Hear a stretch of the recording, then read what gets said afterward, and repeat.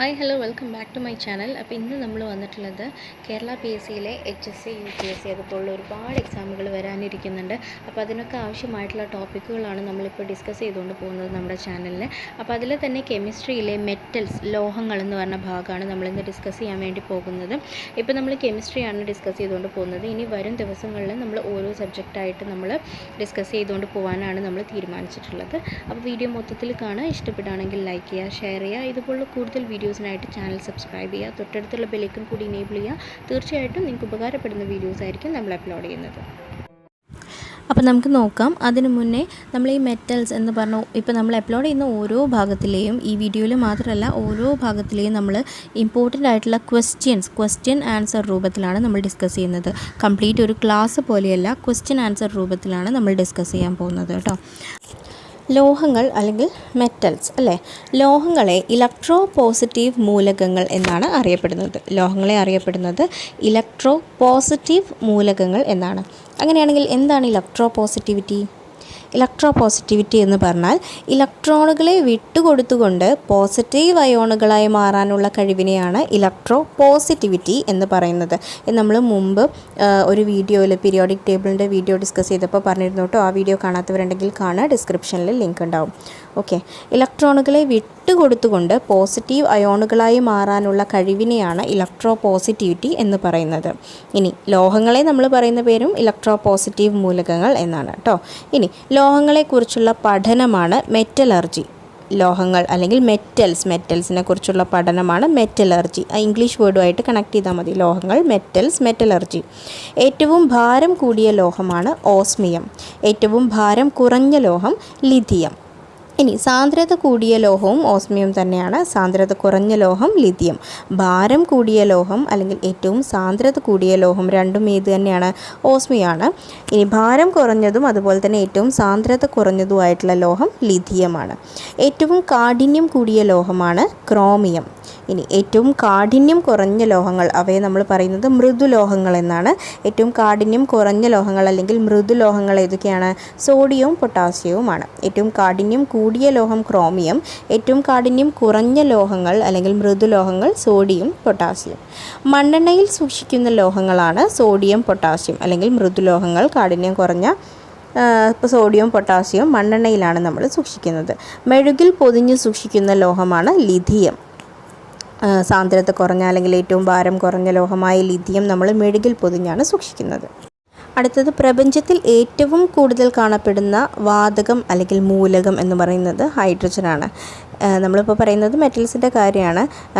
പ്രപഞ്ചത്തിൽ ഏറ്റവും കൂടുതൽ കാണപ്പെടുന്ന വാതകം അല്ലെങ്കിൽ ഗ്യാസ് അല്ലെങ്കിൽ മൂലകം എലമെൻറ്റും ഇത് തന്നെയാണ്, ഹൈഡ്രജൻ തന്നെയാണ്. പ്രപഞ്ചത്തിൽ ഏറ്റവും കൂടുതൽ കാണപ്പെടുന്ന മെറ്റൽ ലോഹം ഏതാണ്? ഇരുമ്പാണ് കേട്ടോ. പ്രപഞ്ചത്തിൽ ഏറ്റവും കൂടുതൽ കാണപ്പെടുന്ന ലോഹം ഇരുമ്പാണ്. പ്രപഞ്ചത്തിൽ ഏറ്റവും കൂടുതൽ കാണപ്പെടുന്ന ഐസോടോപ്പ് ഏതാണ്? ഹൈഡ്രജൻ്റെ ഐസോടോപ്പായ പ്രോട്ടിയമാണ്. നമ്മൾ കഴിഞ്ഞ വീഡിയോയിൽ ഡിസ്കസ് ചെയ്യുന്നിരുന്നു ഹൈഡ്രജൻ്റെ ഐസോടോപ്സൊക്കെ. ഗ്യാസസ്, വാതകങ്ങൾ എന്ന് പറഞ്ഞിട്ട് നമ്മളൊരു വീഡിയോ ചെയ്തിട്ടുണ്ട്. അതിൽ നമ്മൾ ഹൈഡ്രജനെ കുറിച്ച് പറഞ്ഞപ്പോൾ അതിൽ ഹൈഡ്രജൻ്റെ ഐസോടോപ്സും അതിൻ്റെ കാര്യങ്ങളൊക്കെ ഡിസ്കസ് ചെയ്തിരുന്നു. അപ്പോൾ ഏതൊക്കെയാണ് ഹൈഡ്രജൻ്റെ ഐസോടോപ്സ്? 3 ഐസോടോപ്പുകളാണല്ലേ, പ്രോട്ടിയം, ഡ്യൂട്ടീരിയം, ട്രിഷ്യം. അപ്പോൾ അതിൽ പ്രപഞ്ചത്തിൽ ഏറ്റവും കൂടുതൽ കാണപ്പെടുന്ന ഐസോടോപ്പാണ് പ്രോട്ടിയം. ഓക്കെ, പ്രപഞ്ചത്തിൽ ഏറ്റവും കൂടുതൽ കാണപ്പെടുന്ന ദ്രവ്യത്തിൻ്റെ അവസ്ഥ, അതായത് ഏത് സ്റ്റേറ്റ് ഓഫ് മാറ്ററാണ് പ്രപഞ്ചത്തിൽ ഏറ്റവും കൂടുതൽ കാണപ്പെടുന്നത്? ഏതാണ്?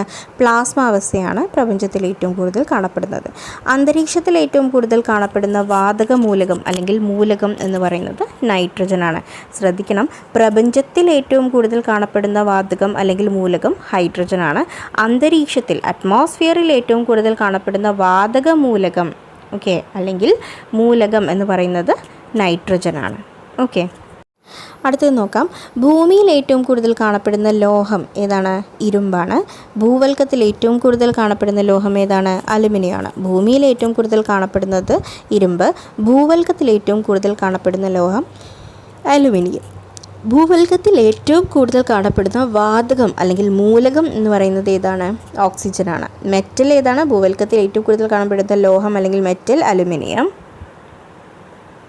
അങ്ങനെയാണെങ്കിൽ ഭൂവൽക്കത്തിൽ ഏറ്റവും കൂടുതൽ കാണപ്പെടുന്ന വാതകം, ഗ്യാസ് അല്ലെങ്കിൽ മൂലകം, എലമെൻ്റ് എന്ന് പറയുന്നത് ഓക്സിജനാണ്. ഭൂവൽക്കത്തിൽ ഏറ്റവും കൂടുതൽ കാണപ്പെടുന്ന അലസവാതകം ഏതാണ്? അലസവാതകം ആർഗൺ ആണ്. ഭൂവൽക്കത്തിൽ ഏറ്റവും കൂടുതൽ കാണപ്പെടുന്ന അലസവാതകം ആർഗൺ. വാതകം എന്ന് ചോദിച്ചാൽ ഓക്സിജനാണ്, അലസവാതകം ആർഗൺ. ഭൂമിയുടെ കരഭാഗം നിർമ്മിതമായിരിക്കുന്നത് ഏതൊക്കെ മൂലകങ്ങൾ കൊണ്ടാണ്? ഭൂമിയുടെ കരഭാഗം നിർമ്മിതമായിരിക്കുന്നത് ഏതൊക്കെ മൂലകങ്ങൾ കൊണ്ടാണ് എന്നാണ് ചോദ്യം. സിലിക്കണും അലുമിനിയവും കൊണ്ടാണ് ഭൂമിയുടെ കരഭാഗം നിർമ്മിതമായിരിക്കുന്നത്. അതുകൊണ്ട് തന്നെയാണ് കരഭാഗത്തെ സിയാൽ എന്ന് നമ്മൾ അറിയപ്പെടുന്നത്. സിലിക്കൺ, യാൾ അലുമിനിയം എന്നുള്ളതിന് നമ്മൾ സിലിക്കണിലെ SI, അലുമിനിയത്തിലെ ഫസ്റ്റ് AL വെച്ചിട്ടാണ് നമ്മൾ സിയാൽ എന്ന് നമ്മൾ കരഭാഗത്തിനെ പറയപ്പെടുന്നത്. അപ്പോൾ എന്താണ്? ഭൂമിയുടെ കരഭാഗം നിർമ്മിതമായിരിക്കുന്നത് മൂലകങ്ങൾ ഏതൊക്കെയാണ്? സിയാൽ ഓർത്താൽ മതി. Silicon, AL aluminium, sial. Okay. ഭൂമിയുടെ കടൽ തറ നിർമ്മിതമായിരിക്കുന്നത് ഏതൊക്കെ മൂലകങ്ങൾ കൊണ്ടാണ്? ഏതൊക്കെയാണ്? Silicon, magnesium, sima. Silicon, magnesium. നമ്മൾ എന്താ പറയുന്നത്? സീമ എന്നാണ് അതിനെ പറയുന്നത് അല്ലേ? ഭൂമിയുടെ കടൽ തറ ആ ഭാഗത്ത് നമ്മൾ സീമ എന്ന് പറയുന്നത്. സിലിക്കണിലെ സിയും മഗ്നീഷ്യത്തിലെ മായും കൂടിയിട്ടാണ് സീമ. അപ്പോൾ ഭൂമിയുടെ കരഭാഗം നിർമ്മിതമായിരിക്കുന്നത് സിലിക്കൺ, അലുമിനിയം, സിയാൽ. ഭൂമിയുടെ കടൽ തറ നിർമ്മിതമായിരിക്കുന്നത് സിലിക്കൺ, മഗ്നീഷ്യം, സീമ. ഓക്കെ. ഭൂമിയുടെ ഉൾക്കാമ്പ് നിർമ്മിച്ചിരിക്കുന്നത്, അതായത് കോറ്, ഭൂമിയുടെ ഉൾക്കാമ്പ് നിർമ്മിച്ചിരിക്കുന്നത് ഏതൊക്കെ മൂലകങ്ങൾ കൊണ്ടാണ്? നിക്കൽ, ഇരുമ്പ് എന്നിവ കൊണ്ടാണ് ഭൂമിയുടെ ഉൾക്കാമ്പ് നിർമ്മിച്ചിരിക്കുന്നത്. അപ്പോൾ എന്താണ്? ഭൂമിയുടെ ഉൾക്കാമ്പ് നിർമ്മിച്ചിരിക്കുന്നത് ഏതൊക്കെ മൂലകങ്ങൾ കൊണ്ടാണ്? നിക്കലും ഇരുമ്പും കൊണ്ടാണ്. ഇനി ഭൂമിയുടെ ഉൾക്കാമ്പിൽ ഏറ്റവും കൂടുതലുള്ള ലോഹം ഏതാണ്? ഇരുമ്പാണ് കേട്ടോ. നമ്മൾ പറഞ്ഞു ഇരുമ്പും നിക്കലും കൊണ്ടാണ് ഭൂമിയുടെ ഉൾക്കാമ്പ് നിർമ്മിച്ചിരിക്കുന്നത്. അവയിൽ ഏറ്റവും കൂടുതൽ ഏതാണ്? ഇരുമ്പാണ്. മനുഷ്യ ശരീരത്തിൽ ഏറ്റവും കൂടുതൽ കാണപ്പെടുന്ന ലോഹമാണ് കാൽഷ്യം. മനുഷ്യ ശരീരത്തിൽ ഏറ്റവും കൂടുതൽ കാണപ്പെടുന്ന ലോഹം, മെറ്റൽ ഏതാണ്? കാൽഷ്യമാണ്. ശരീരത്തിൽ ഏറ്റവും കുറഞ്ഞ അളവിൽ കാണപ്പെടുന്ന ലോഹമാണ് മാംഗനീസ്. ശരീരത്തിൽ ഏറ്റവും കുറഞ്ഞ അളവിൽ കാണപ്പെടുന്ന ലോഹം മാംഗനീസ് ആണ്. അങ്ങനെയാണെങ്കിൽ മനുഷ്യ ശരീരത്തിൽ ഏറ്റവും കൂടുതൽ കാണപ്പെടുന്ന വാതകം അല്ലെങ്കിൽ മൂലകം എന്ന് പറയുന്നത് ഏതാണ്? ഓക്സിജനാണ്. മനുഷ്യ ശരീരത്തിൽ ഏറ്റവും കൂടുതൽ കാണപ്പെടുന്ന വാതകം അല്ലെങ്കിൽ മൂലകം ഓക്സിജൻ. കണ്ണിൻ്റെ ഐറിസിൽ അടങ്ങിയിരിക്കുന്ന ലോഹം ഏതാണ്? കണ്ണിൻ്റെ ഐറിസിൽ അടങ്ങിയിരിക്കുന്ന ലോഹമാണ് സിങ്ക്.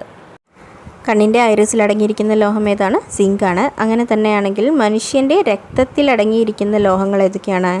സോഡിയം, പൊട്ടാസ്യം, ഇരുമ്പാണ്. മനുഷ്യൻ്റെ രക്തത്തിൽ അടങ്ങിയിരിക്കുന്ന ലോഹങ്ങളാണ് സോഡിയം, പൊട്ടാസ്യം, ഇരുമ്പ്, അയൺ. ഇവ മൂന്നാണ് മനുഷ്യൻ്റെ രക്തത്തിൽ അടങ്ങിയിരിക്കുന്ന ലോഹങ്ങൾ.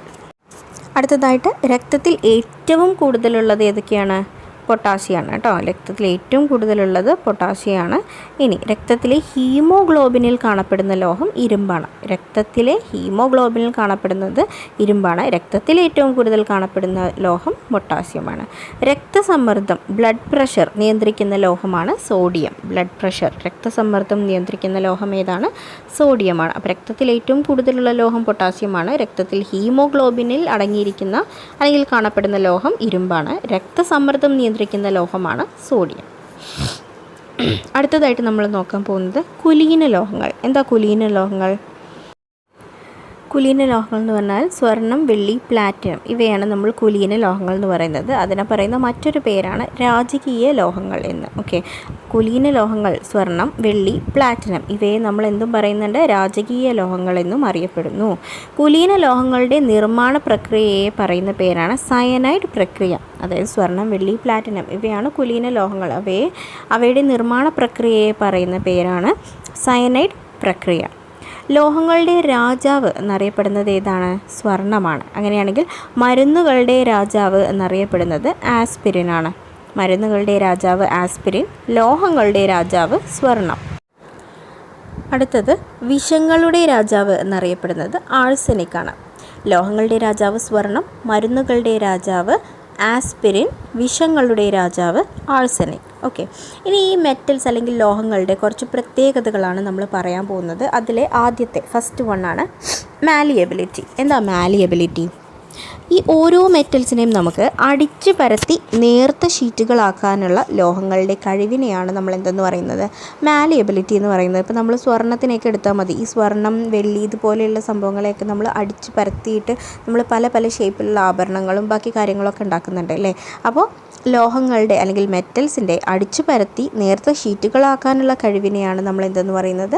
മാലിയബിലിറ്റി എന്ന് പറയുന്നത്. ഓക്കെ, ഇപ്പോൾ മാല എന്നാലോചിച്ചാൽ മതി. മാല നമ്മൾ അടിച്ചു പരത്തിയിട്ടല്ലേ ഉണ്ടാക്കുന്നത്. അപ്പോൾ മെറ്റലുകളുടെ അല്ലെങ്കിൽ ലോഹങ്ങളുടെ അടിച്ചു പരത്തി നേർത്ത ഷീറ്റുകളാക്കാനുള്ള കഴിവിനെയാണ് നമ്മൾ മാലിയബിലിറ്റി എന്ന് പറയുന്നത്. അടുത്തതാണ് ഡക്റ്റിലിറ്റി. എന്താ ഡക്റ്റിലിറ്റി? വലിച്ചു നീട്ടാനുള്ള ലോഹങ്ങളുടെ കഴിവിനെയാണ് നമ്മൾ ഡക്റ്റിലിറ്റി എന്ന് പറയുന്നത്. ഡക്റ്റിലിറ്റി എന്ന് പറഞ്ഞാൽ വലിച്ചു നീട്ടാനുള്ള ലോഹങ്ങളുടെ കഴിവ്. മാലിയബിലിറ്റി എന്ന് പറഞ്ഞാൽ അടിച്ചു പരത്തി നേർത്ത ഷീറ്റുകളാക്കാനുള്ള ലോഹങ്ങളുടെ കഴിവ്. ഇനി മാലിയബിലിറ്റിയും ഡക്റ്റിലിറ്റിയും ഏറ്റവും കൂടിയ ലോഹം ഏതാണ്? സ്വർണ്ണമാണ് അല്ലേ? മാലിയബിലിറ്റിയും ഡക്റ്റിലിറ്റിയും, അതായത് അടിച്ചു പരത്തി നേർത്ത ഷീറ്റുകളാക്കാനും വലിച്ചു നീട്ടാനുമുള്ള ഏറ്റവും കൂടുതൽ കഴിവുള്ളത് ഏതിനെയാണ്? ഏത് മെറ്റലാണ്? സ്വർണ്ണമാണ്. ഓക്കെ, മാലിയബിലിറ്റി ഏറ്റവും കൂടിയ ലോഹം സ്വർണ്ണമാണ്. ഡക്റ്റിലിറ്റി ഏറ്റവും കൂടിയ ലോഹം ഏതാണ്? പ്ലാറ്റിനം ആണ് കേട്ടോ. മാലിയബിലിറ്റിയും ഡക്റ്റിലിറ്റിയും ഏറ്റവും കൂടിയ ലോഹം സ്വർണ്ണമാണ്. മാലിയബിലിറ്റി ഏറ്റവും കൂടുതൽ സ്വർണ്ണം, ഡക്റ്റിലിറ്റി ഏറ്റവും കൂടിയ ലോഹം പ്ലാറ്റിനമാണ്. ഇനി കുലീന ലോഹമായ സ്വർണ്ണത്തെ ലയിപ്പിക്കുന്ന ആസിഡാണ് ഏത്? സെലനിക് ആസിഡാണ് കുലീന ലോഹമായ സ്വർണ്ണത്തെ ലയിപ്പിക്കുന്ന ആസിഡ്, സെലനിക് ആസിഡ്. അപ്പോൾ ഈ ഒരു വീഡിയോ ഇത്രയേ ഉള്ളൂ. ഇതിൻ്റെ സെക്കൻഡ് പാർട്ട് വരുന്നതായിരിക്കും. വീഡിയോ ഇഷ്ടപ്പെട്ടെങ്കിൽ ലൈക്ക് ചെയ്യുക, ഷെയർ ചെയ്യുക. ഇതുപോലുള്ള കൂടുതൽ വീഡിയോസിനായിട്ട് ചാനൽ സബ്സ്ക്രൈബ് ചെയ്യുക. തൊട്ടടുത്തുള്ള ബെല്ലൈക്കൺ കൂടി എനേബിൾ ചെയ്യുക. തീർച്ചയായിട്ടും നിങ്ങൾക്ക് ഉപകാരപ്പെടുന്ന വീഡിയോസ് ആയിരിക്കും നമ്മൾ അപ്ലോഡ് ചെയ്യുന്നത്.